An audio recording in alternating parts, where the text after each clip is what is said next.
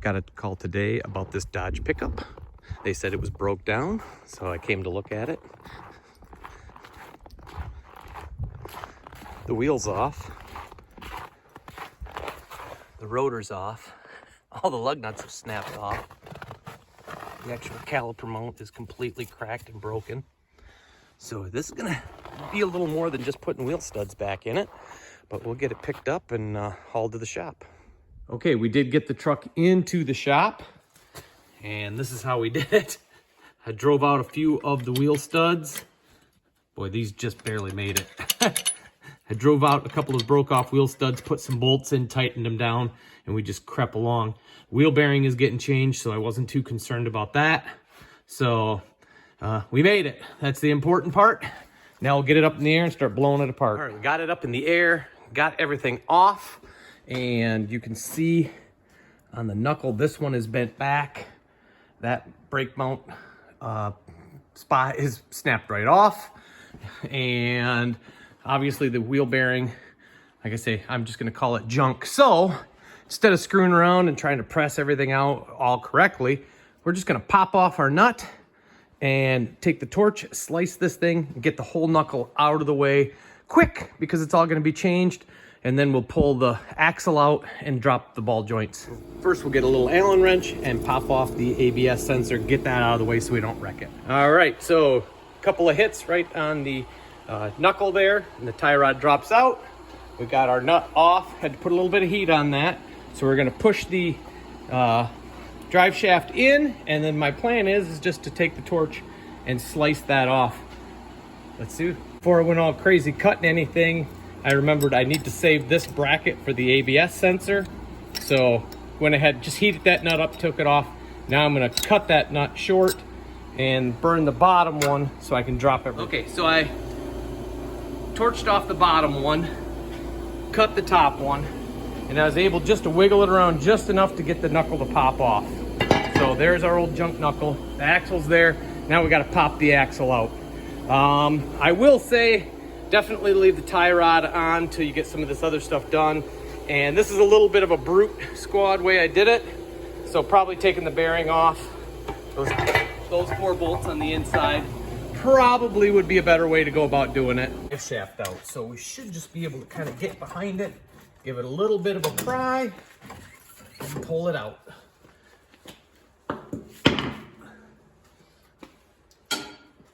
Now we can get in and get these ball joints out. Okay, one last thing to do before you pull your ball joints out, just clean them up a little bit. It will make it easier. You won't be fighting anything. Make sure your little holes are cleaned out for your snap ring tool. And that way, you're not fighting it. I'm just gonna take my pick and a hammer, just kind of make sure it's freed up and moves.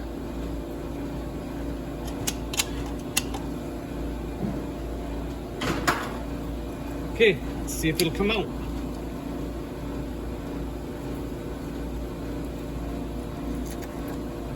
There we go. Snap ring came right out.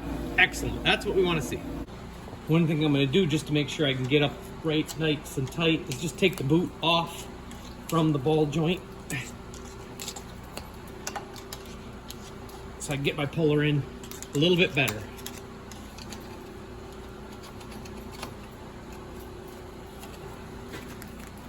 There we go. It's out of our way and nice and greasy. Okay, so we have our puller all set up. We're going to be pushing down from the top. So we got the cup that just slides over the ball joint. We're going to tighten it up, get a little pressure on it, and then we'll give it a couple whacks with a hammer just to see if that'll kind of help break it free. Or we'll just put a little more tension on it and it'll pop that easy. So that was pretty good.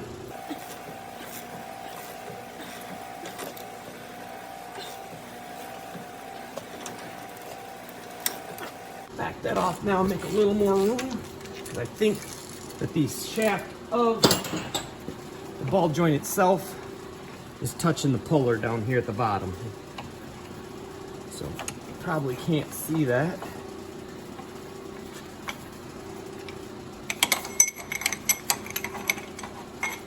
So that was touching there. That's what kind of stopped us. So we'll just see if now that we got it moving, we'll see if we can give it a couple taps and pound it out the rest of the way with a hammer. If not, we'll put a longer cup and keep going.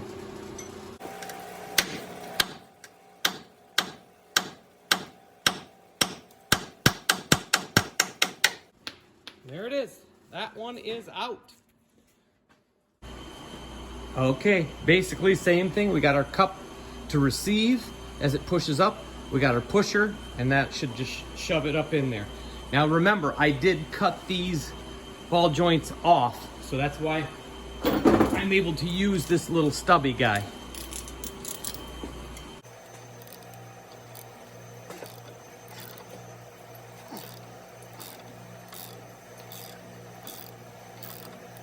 Okay, it's on the way.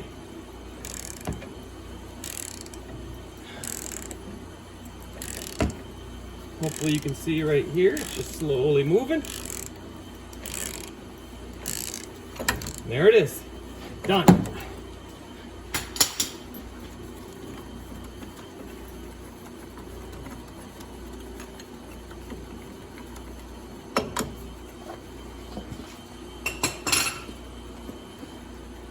And there is our top one out.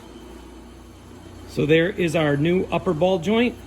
You see the boot is still on that one. I'm just gonna drop it in, and then we'll pick the appropriate plunger to push it down in. So for the upper, my tool is actually just the right size to push this one in. Here's my nice sleeve so I don't damage the threads. And I actually went down through this hole with my tool. So that's not a big deal. Put the top one in first. Hopefully you can see right up here, it's going in nice and easy. Granted, it should get a little stiffer as it goes in, but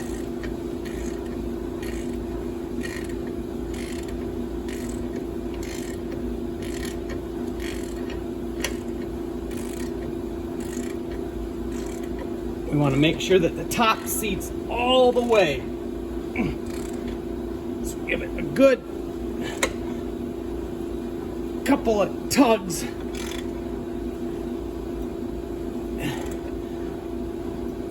Okay, that should do it.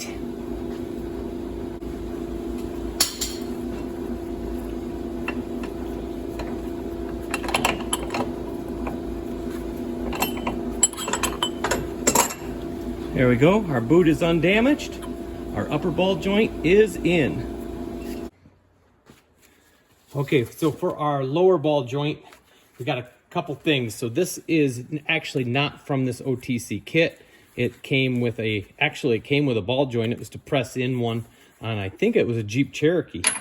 So I modified it just a little bit because I need a little more clearance to get that cup in. I probably should have put the lower in first and then put the upper in.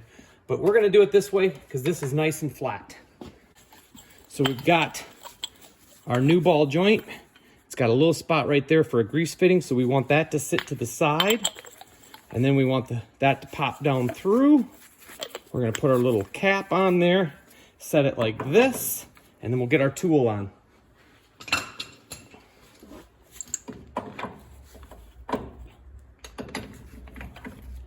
All right. So we're only gonna use this little homemade tool is what I'm gonna call it until we get this thing started, and then we'll pop that back out, put another one in so that that can come up the rest of the way, because that one's only gonna let it go flat.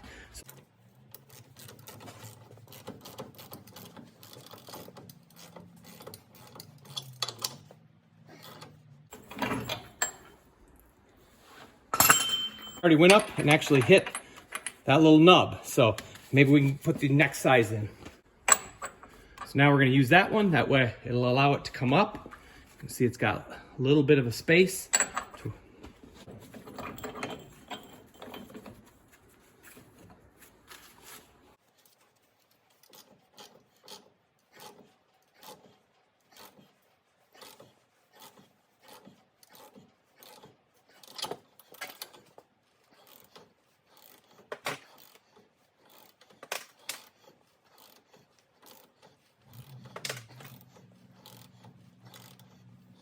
Ooh, you can't see much of anything. Just a minute. We're just trying to close that gap right there.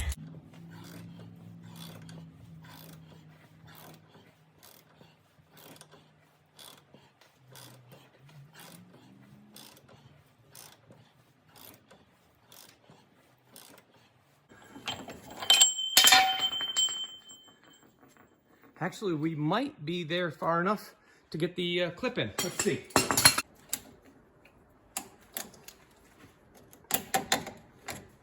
All right, it's in, it clipped. We have the upper grease fitting in. This one's all set. We have the lower one in with the little extension. It actually indexed on me. I'm not real sure. I had it pointing that way. I'm positive, but pointing straight out the front should also be okay. Just have to roll the wheel back a little bit. Got the boot on the bottom. So now we're ready to put on the new junkyard knuckle. Let's get it on. There it is. And what I'm going to do is just get my lower nut, and I'm going to be at the ready with that.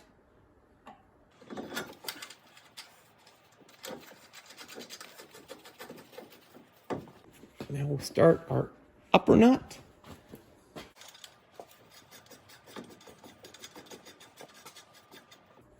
Okay. Send them home. That was a 30 mil on the bottom.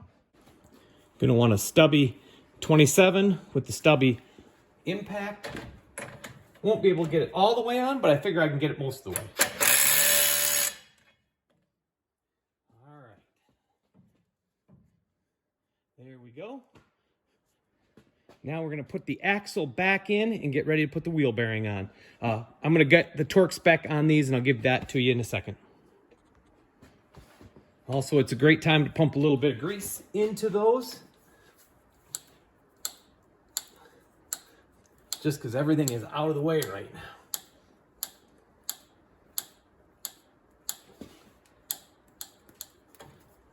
All right. Just starting to see a little bulge on the cup on the bottom. And to me, that always says that it's starting to get grease in it. You don't want to overdo it to where grease starts pumping out all over the place, because then you just got a mess. Okay, real quickly, I'm going to give you the torque specs that I found. Please research, check them out online yourself. But this is what I found. So for the upper, it says 70 foot-pounds on the upper. On the lower, you're supposed to do it in 2 stages. It says do 35 and then 140 as a final torque. The tie rod is saying 40. These bolts that hold the wheel bearing on are 149 foot-pounds of torque. And then finally the axle nut right there, that is going to be 132 initially. And then you're supposed to rotate the wheel 5 to 10 times and then reseat it at 263. So those are the specs that I found for this. That's what I'm going to use. But again, please do your own research and make sure you're comfortable with the torque specs.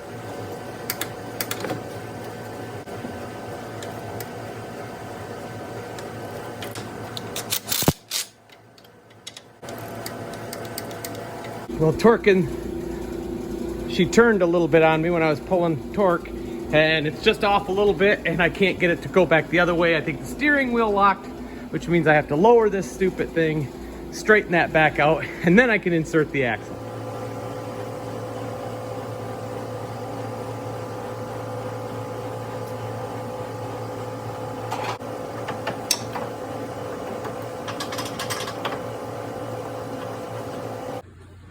All right, well, here's everything that's going back on. Set of Bendix brake pads, Detroit axle wheel bearing.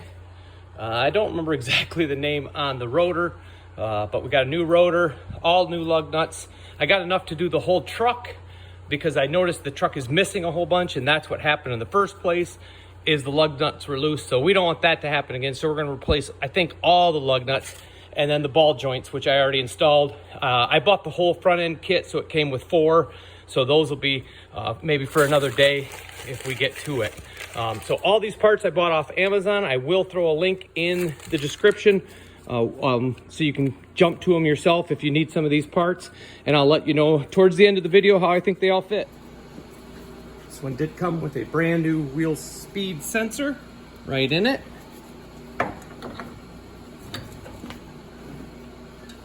We are going to put a little bit of anti-seize around the bearing before we send it home.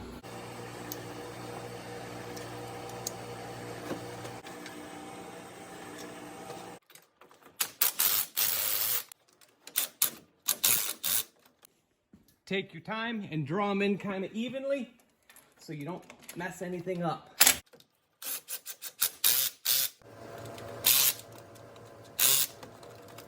Okay, now we torque them.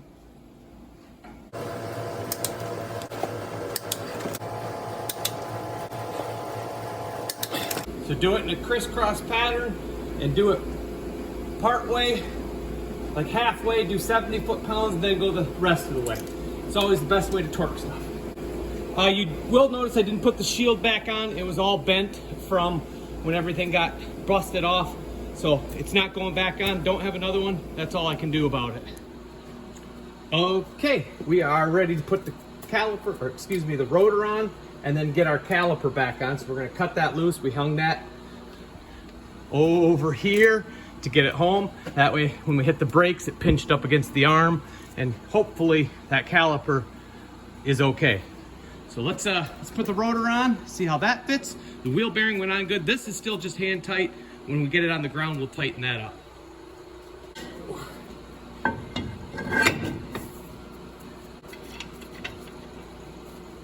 There we go. That'll stay tight now.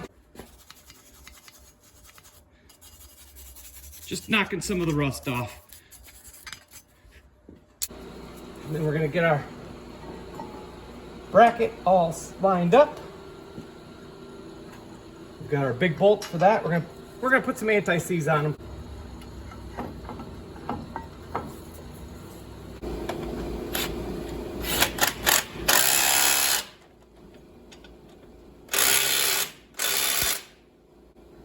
This little rigid stubby comes in real handy for tight spots.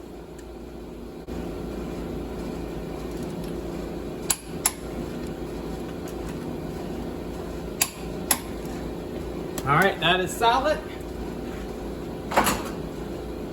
So next we'll put our brake hardware on. I'll bring you over to this side. Okay, so there are two different type clips. There's the one with the 3 tabs. That is the top one. So there is a look at it.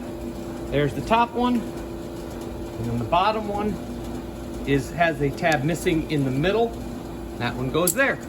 So let's put in the pads, put a little bit of grease on them. This is what came with the pads. So we'll use what they supplied.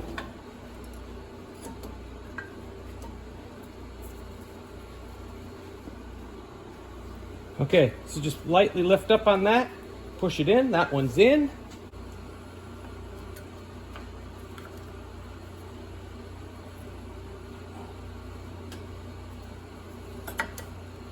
Okay, we are back together there.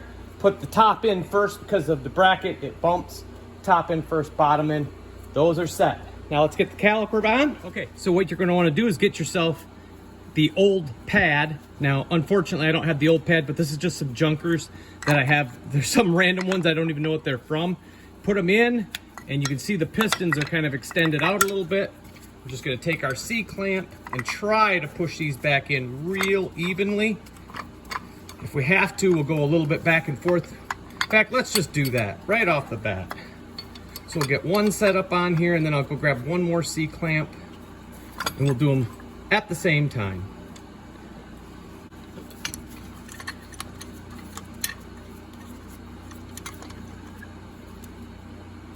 So just nice and slow. Try to walk them in pretty evenly.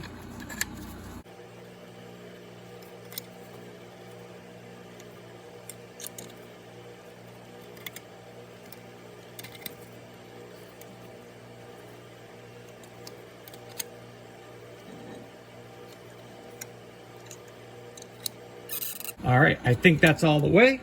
Take our clamps back off.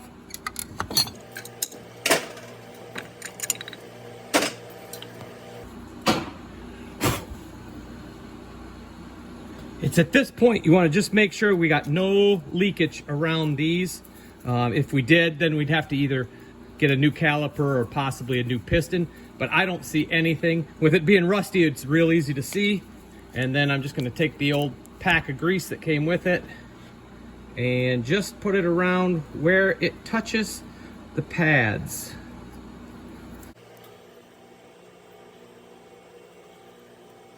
So we know it's just kind of right in these areas. That's it. No sense in putting grease everywhere, just put it where it's needed.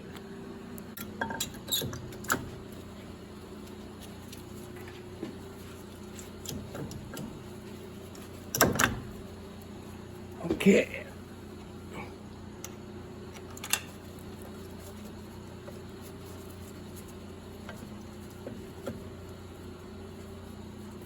All right, there's our upper end and our lowers in. So just make sure you tuck that tab under that bracket. It does not go the other way. I just tried. All right. And then we're gonna hook up our new sensor. That goes into our bracket. Hopefully it follows this line nicely right all the way back. Our sensor plugs in right here. So here's our sensor. We'll get it all in and clipped, and then that'll be done. And then it'll be time to make sure we got good brakes and put the tire on. All right, everything is all buttoned up and done except for torquing the axle. Remember to do that once I stick the tire back on. But just thought I'd show you some of the routing on the lines and the sensors. Just try to get all that stuff back to where it's supposed to be. So, yep, got this done. I appreciate you guys watching. There is the new rim and the tire that's going to go back on. So if you have some questions, throw them in the comment section. I'll try to answer them. Thanks for watching. Come again.